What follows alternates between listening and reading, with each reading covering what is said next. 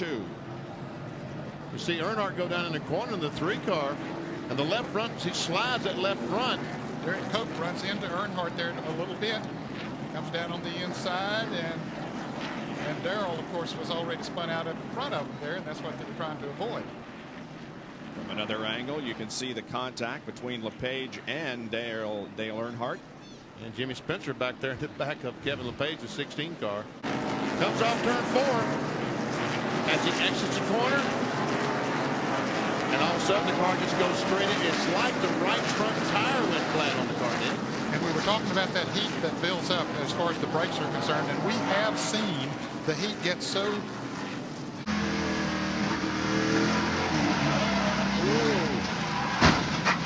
They had somebody behind him, maybe tapped him a little bit as he was coming off the corner. And all of a sudden, up into the wall he goes. I would guess that there wasn't contact that caused the car to jerk sideways. And look at all that traffic jam behind him as they try to hit for an open hole. Kenny Wallace had just been in the pits. Ooh, just barely squeezes by.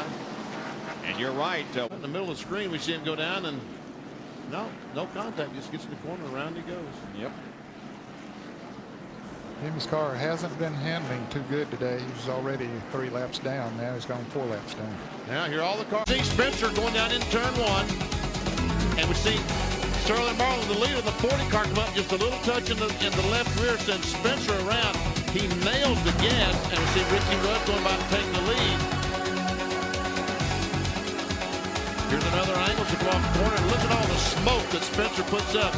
And NASCAR really truly needed to throw that caution flag simply because the drivers could not drive through that smoke. Well, Rudd got the lead then, but because of only a... There, see, he goes in the corner, and I don't know what started the spin. He goes around, and a bunch of guys did a nice job in missing him as he was going around. Earlier we saw Mark Martin and Jeff Gordon get together. Here's the replay of that incident. Coming off of turn 2 is where this happened. Now watch Jeff.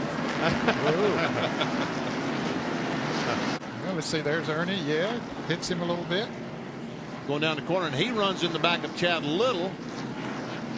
Now they're all trying to stop. They finally all get by, with the exception of Todd Bodine, who has to stop.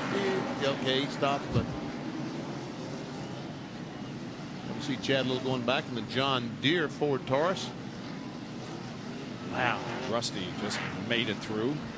There is Todd Bodine. If he didn't hit him, he came very, very close. On board now with Rusty. This ought to be good. Wow. Wow. Turn 2, Jimmy Spencer right on the back bumper of Mike Skinner in the car number 31, and right beside of Jeff Gordon. They're going to, and Skinner, the back end gets loose, and Spencer taps him, spins him on around, and the field goes by. Nobody else hits him. Wow. It's 1-0 in Chicago, as Houston rather, as the Cubs lead, and Sosa is now up.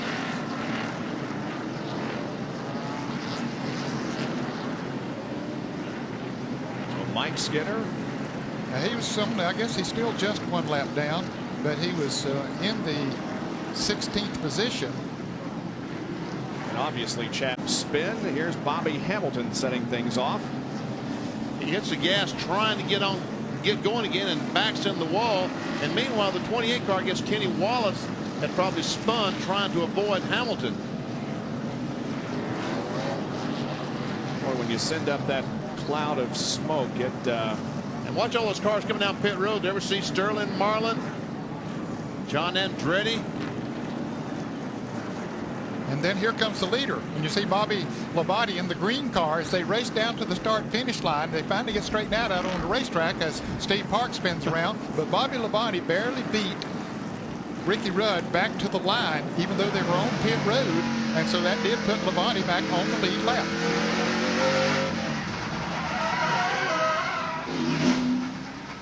So he spun himself out trying to keep from running in the back of his brother, Rusty Wallace.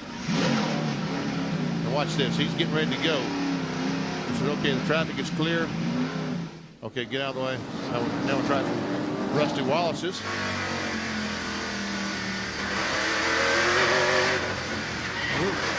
It's Todd Bodine. They get on out of Dodge there pretty quick. Incident that perhaps flattened the tire. It's coming up on Todd Bodine in the car number 81, and right there they make contact. That was when Ernie Irvin, I guess, spun there and got bumped a little bit, and the tire went down on Bobby Labonte's car right at that incident. Once again, we'll see it. We see Ernie going to kart, trying to not spin out Kenny Schrader. When he did that, he spun himself out. And there we see when Labonte's tire, left front tire, was flattened. Here's from the in-car, Bobby Labonte. He was going to go on the outside, and then he sees the trouble in front of him, but he hits Todd Bodine just enough to cut that tire down. Down the middle on corner number 4. Coming off the corner, and you're going to start seeing cars spin as they come off the corner. There we see Schrader going around. Ernie Irvin, the pole sitter, also has some damage to his Skittles Pontiac on the last lap. Now Irvin doesn't hit anything. He comes down, gets slowed down, comes on across the start finish line, finishes in 8th place, 1 lap down. In just a moment, we will be in victory lane.